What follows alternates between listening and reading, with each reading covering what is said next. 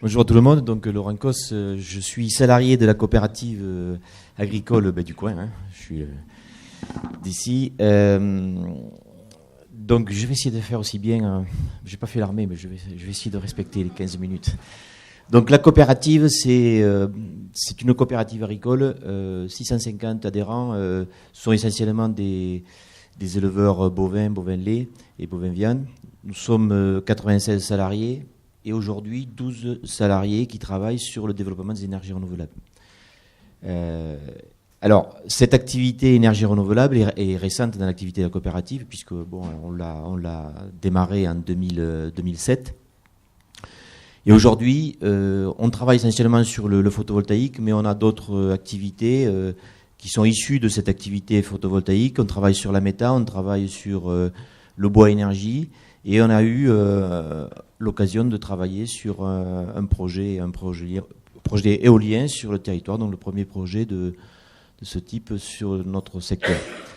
Alors, certains ont déjà entendu mon discours, mais donc je le redis parce que c'est important. Tout ça a démarré lorsqu'on a eu l'occasion de faire un voyage à Fribourg, en Allemagne, en 2006. Chaque année, on se déplace avec le conseil d'administration. Donc cette fois-là, on était parti à Fribourg pour regarder ce qui se passait. Et c'est vrai qu'à cette occasion, on avait rencontré un éleveur qui avait un petit élevage de bovins, comme on rencontre chez nous. Et cette personne avait une toiture photovoltaïque sur son bâtiment. Il se chauffait au bois, donc il avait des plaquettes forestières pour chauffer sa maison et ses installations. Il était membre d'une coopérative éolienne. Et donc on s'est dit il y a quand même des ressources qui chez nous sont pas valorisées et donc lorsqu'on est rentré, on s'est dit comment on peut valoriser à la fois ce potentiel d'énergie renouvelable, le soleil, la biomasse qui existe en abondance dans le pays. Et donc comme on connaissait rien à tout ça, on s'est dit la première chose à faire, c'est peut-être de faire une première centrale photovoltaïque et on regardera comment ça marche. Et on a eu, on s'est lancé là-dedans, on a fait la première centrale photovoltaïque de Midi-Pyrénées, elle est juste derrière, là, à la jardinerie, qui est une filiale de la coopérative. Et c'est pas un modèle du genre, parce qu'on l'a installé sur le versant nord de Figeac, mais à l'époque, il y avait des subventions, globalement, le bilan financier n'est pas si mauvais. Mais bon, c'est pas l'exemple, en termes techniques, c'est pas ça. Mais n'empêche que ça nous a appris à connaître ce photovoltaïque. Et ensuite, on s'est creusé la question, la tête, parce que c'est vrai qu'il y a un potentiel énorme. Tous les éleveurs, nos adhérents de la coopérative, ils ont tous des bâtiments agricoles importants, des stabulations, des hangars. Ça fait des surfaces de toiture importantes. Sauf que on faisait très vite le calcul, équiper une stabulation en photovoltaïque, c'était 500, 600 000 euros.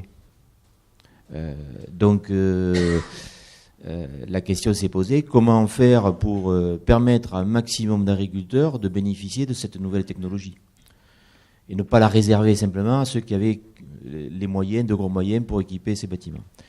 Et donc c'est là quand même qu'on a réfléchi et qu'on a mis au point pas vraiment une innovation, mais un montage juridique et financier qui a permis le développement du photovoltaïque, qui a permis à tous les agriculteurs de la zone de s'équiper à partir du moment où il y avait les conditions techniques satisfaisantes pour installer du photovoltaïque.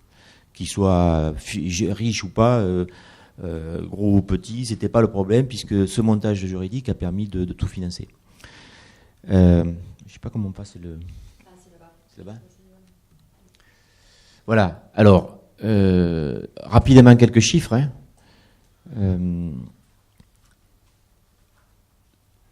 Donc je vous ai parlé de 2006. Pour nous, c'était la reconnaissance d'un potentiel important sur le territoire. Donc l'obligation en même temps d'innover si on voulait diffuser largement cette technologie.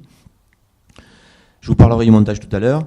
Donc tout ceci a conduit à la création de 109 centrales photovoltaïques en 2008-2010. Donc 60 000 mètres carrés de panneaux photovoltaïques installés, un investissement de 34 millions d'euros. Donc c'était important, ça a donné lieu à faire beaucoup de... C'était vraiment un casse-tête à la fois sur l'aspect juridique, financier, Mais n'empêche que bon, en 2010, toutes ces centrales a été en fonctionnement. Et tout ça nous a permis de démarrer une activité autour des énergies renouvelables. Concernant le photovoltaïque, en 2012, on a créé une nouvelle société et mis en place 135 centrales de 9 kg. En 2017, il y en a eu 139. Et aujourd'hui, en fin septembre, là, on dépose 70 dossiers de nouvelles centrales. Et en même temps, cette année, on a créé trois sociétés, dont deux avec des coopératives voisines qui sont intéressées par la démarche et qui veulent déployer du photovoltaïque sur leur secteur. Et on est en train de discuter avec les collectivités locales le montage d'une société territoriale pour valoriser tout un potentiel existant sur les bâtiments des collectivités. Et donc parallèlement, à partir du moment où on a développé tout ça, on a développé un savoir-faire dans la maintenance et l'entretien de ces centrales. Et aujourd'hui, on maintient et on surveille quotidiennement 415 centrales photovoltaïques. Juste une question, jusqu'en 2017, c'est que les centrales sur des bâtiments agricoles ? Non, le démarrage a été sur des bâtiments agricoles. Ensuite, à partir de 2012, c'était essentiellement de l'agricole, mais il y a eu aussi des particuliers, des artisans et des petites entreprises. Alors, Johan, s'il te plaît, tu passes la diapo suivante. Le montage, c'est simple. Aujourd'hui, il est connu de tout le monde. Hein, mais l'idée, c'est de créer une structure qui porte l'investissement. La forme juridique la mieux adaptée dans ce cas-là, c'est une SAS, hein, donc une société par action simplifiée. Les actionnaires, les associés de cette structure, ce sont les propriétaires des bâtiments. Donc il y a un contrat, une location entre la structure et le propriétaire du bâtiment, un contrat de location. Au démarrage, nous avions fait des baux amphithéotiques devant le notaire pour rassurer les banques. Aujourd'hui, on fait des contrats civils tout simples pour éviter les frais. Donc les associés de la SAS sont les propriétaires des bâtiments. Ils versent du capital social dans cette structure, et avec ce capital social, la structure va chercher le financement bancaire nécessaire pour compléter. Bon. Donc, au départ, à l'origine, les agriculteurs en fait ont emprunté pour verser du capital social. Avec ce capital social, la structure a emprunté le reste de l'investissement. Donc, c'est 34 millions d'euros en fait qui ont été empruntés, dont 60% de l'investissement. D'accord ? La structure vend l'électricité à EDF sous forme de contrat d'obligation d'achat. Elle entretient les centrales photovoltaïques. Bon, il se trouve que chez nous, donc c'est la coopérative Ferme de Figeac qui assure toute la maintenance et l'entretien quotidien de ces centrales. La SAS n'a pas de personnel. C'est le personnel de la coopérative qui fait office de gestion et de maîtrise d'œuvre.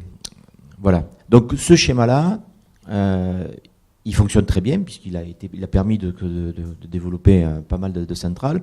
Mais aujourd'hui, on le fait évoluer en se disant, après tout, pourquoi pas ne faire intervenir au niveau des associés une nouvelle catégorie de gens, pas forcément que les propriétaires, mais des gens qui veulent participer, qui ont peu d'épargne à placer ou qui veulent participer au développement des énergies renouvelables. Donc, ce qu'on propose aujourd'hui, c'est d'avoir à côté des propriétaires des bâtiments, une autre catégorie d'associés de SAS, des gens simplement des gens qui veulent participer, qui veulent placer de leur épargne. Et c'est comme ça qu'on arrive sur des formes de financement participatif. Et aujourd'hui, dans les SAS que l'on conduit, on a ces deux types d'associés. Alors, les avantages du modèle sont clairs. Hein, on a un financement qui est facilité grâce à ce montage. On a des projets sécurisés aussi, parce que l'ensemble, il y a des projets qui marchent très bien, des bâtiments qui sont très bien orientés, avec une bonne pente, ça compense des bâtiments qui sont un peu plus pénalisés en termes de production. Donc ça sécurise les banques, hein, cet aspect-là. On a mutualisé au départ un certain nombre de postes, notamment le coût du raccordement. Il y avait des bâtiments agricoles qui étaient très chers en termes de raccordement, d'autres un peu moins chers. On a tout mis dans le même paquet. En fait, ce montage permet de tout mutualiser. Et donc de prendre dans le panier des bâtiments qui n'auraient pas pu être faits individuellement.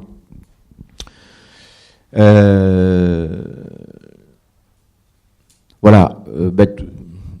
Je dirais que c'est aussi, il y a cet effet de masse, c'est-à-dire qu'aujourd'hui, des gens qui n'étaient pas forcément sensibilisés au photovoltaïque ou à ce type de projet, le fait de voir que son voisin était partie prenante de l'opération, ben, ça a entraîné beaucoup de monde. En 2008, moi j'ai analysé 400 dossiers et au bout d'un moment on était arrivé à 90 millions d'euros d'investissement. On a dit stop. Donc on a été obligé de serrer un petit peu les critères techniques, hein, pour que l'opération quand même soit bancable, quoi. Donc c'est pour ça qu'on n'a pas pris des bâtiments trop limites en termes d'exposition, et on avait quand même fixé une limite dans le coût du raccordement. Donc voilà, et puis aujourd'hui, ce montage il est connu dans le secteur, donc ça permet d'aller assez vite dans la multiplication des dossiers. La condition, c'est qu'il faut quand même un opérateur qui, sur le territoire, connaisse la mécanique et puis la diffuse et ils connaissent le métier. Bon, et de plus on va dans le temps, et plus je m'aperçois que ça demande une compétence un peu particulière. Autant en 2007-2008, le tarif permettait de faire des choses avec une marge de sécurité importante. Aujourd'hui, il faut quand même vérifier que tous les critères économiques sont là pour que le budget soit rentable. Alors, on me pose souvent la question, mais aujourd'hui, parce que je sais pas, dans la salle, qui c'est qui a fait du photovoltaïque? Pas mal de monde, voilà. Voilà. Aujourd'hui, ce modèle permet quand même c'est encore valable, hein, d'installer des centrales photovoltaïques avec du matériel de qualité. Et parce qu'on mutualise les choses, donc ça permet d'économiser beaucoup de postes. Et grâce à ça, on arrive à installer du matériel de haut de gamme. Et c'est comme toutes, donc les centrales de 9 kg qu'on a installées. Voilà la décomposition du capex et donc de l'investissement. Vous voyez qu'on a installé quand même des modules bivers monocristallins. Alors pour ceux qui connaissent, c'est quand même le haut de gamme des modules. Et vous avez après la répartition des autres frais. Donc il y a le système d'intégration, il y a les onduleurs, tout ce qui est pose, développement, raccordement. Et pour un coût du watt crête de 2,11 € le watt crête, donc ce qui est quand même assez cher aujourd'hui, hein, mais ça permet, le montage permet de rentabiliser tout ça.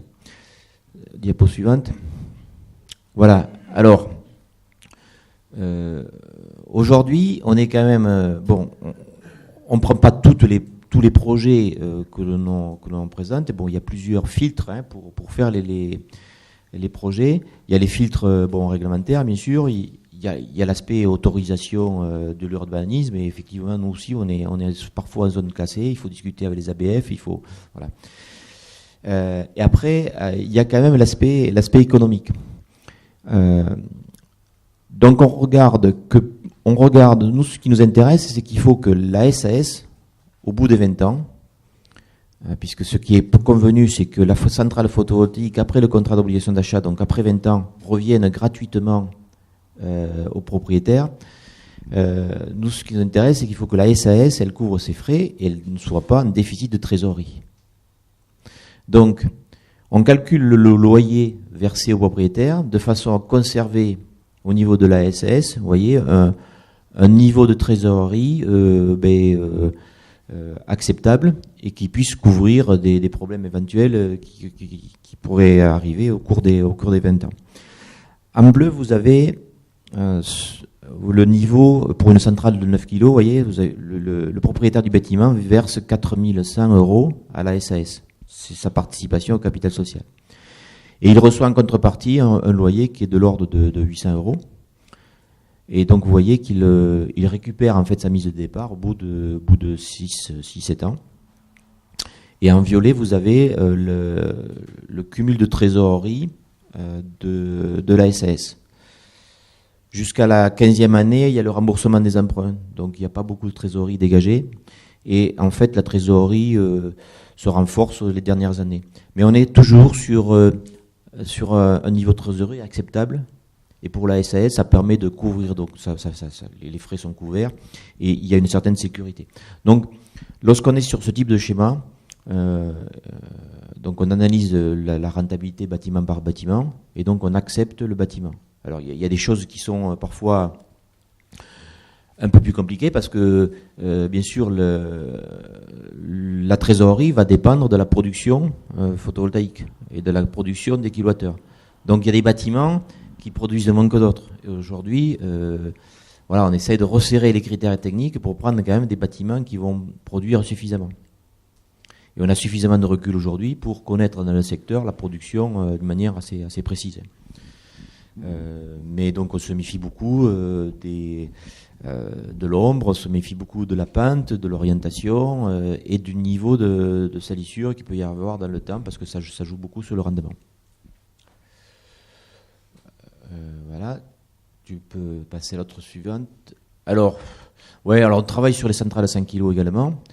Alors comme critère de décision aujourd'hui, pour nous, c'est la même chose. Sauf que ce modèle-là, on le fait pour des gens qui ne veulent pas investir, qui veulent juste louer leur toiture. Voilà. Et donc en fait, on calcule un loyer de façon à avoir...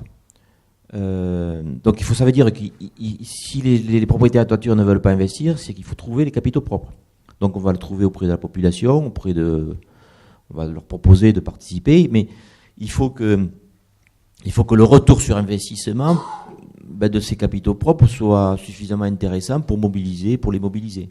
Donc nous, on ne veut pas dépasser, vous voyez, cette zone entre la 10e et la 15e année, il faut qu'on soit pratiquement au niveau des fonds propres. Si on est trop bas, le projet ne peut pas se faire. C'est notre façon de raisonner aujourd'hui. Donc un retour sur investissement entre 10 et 15 ans, ce qui est long quand même pour un projet économique. Mais moi je raisonne, on se dit, après tout, sur un projet photovoltaïque, on a quand même pas mal de critères qui sont stables, notamment le contrat d'abolition d'achat. Donc on sait que pendant 20 ans, on va pouvoir vendre l'électricité à un prix donné. On connaît la production, on connaît les charges, donc c'est des projets sécurisés. Donc c'est bancable, à la limite, dans le sens financier du terme. Donc on se permet d'avoir des retours financiers assez longs, ce qui permet de dégager des loyers conséquents aux propriétaires des bâtiments. Et nous, ce qui nous intéresse aussi, c'est de laisser aux propriétaires du bâtiment, donc aux agriculteurs notamment, des loyers conséquents pour les aider dans leur métier d'agriculteur et pour les aider à développer de nouvelles productions agricoles. Mais n'empêche que voilà, on élimine aujourd'hui beaucoup de dossiers parce qu'on n'est pas dans ces critères-là de retour sur investissement. Donc après, les banques, elles exigent un DSCR supérieur à 120%, donc ça, on est obligé de le respecter. C'est un ratio d'endettement, c'est-à-dire c'est en fait la capacité de rembourser les emprunts. Ça veut dire vous prenez la marge brute de l'opération et vous regardez, vous la comparez à l'annuité que vous devez payer. Il faut que ça fasse au moins 120%. Cette marge brute, donc le BE, ce qu'on appelle le BE, l'excédent brut d'exploitation, il faut qu'il fasse au moins 120% de l'annuité que vous devez payer chaque année. Donc voilà. Alors ça, c'est aujourd'hui, donc ce qu'on propose aux collectivités et localement, c'est de monter une structure SAS sur le même modèle, en associant, vous voyez, des membres fondateurs, dont la collectivité pourrait être partie prenante, et d'autres catégories de personnes, des entreprises, des collectivités, des particuliers qui seraient prêts à mettre du capital social dans cette SAS. Et donc ça permettrait de valoriser tout un paquet de bâtiments qui existent, mais aussi ça pourrait permettre de travailler sur des projets de centrales au sol, sur d'autres projets ENR et valoriser tout un potentiel qui existe. Voilà, donc ça c'est un montage qu'on est en train de défendre auprès de la collectivité. Je dirais si la collectivité, parce qu'aujourd'hui la loi sur la transition énergétique permet aux collectivités de rentrer directement dans des sociétés d'exploitation de projets d'énergie renouvelable sans être forcément majoritaire. Donc voilà, c'est une souplesse qui est accordée par la loi, donc il faut en profiter. Je dirais, si la collectivité ne souhaite pas, pour des raisons diverses, ne souhaite pas participer à cette structure territoriale, de toute façon, on va la créer, parce qu'on sent qu'il y a un besoin important sur le territoire, et il y a tout un potentiel différent que les mondes agricoles, tout un potentiel à valoriser.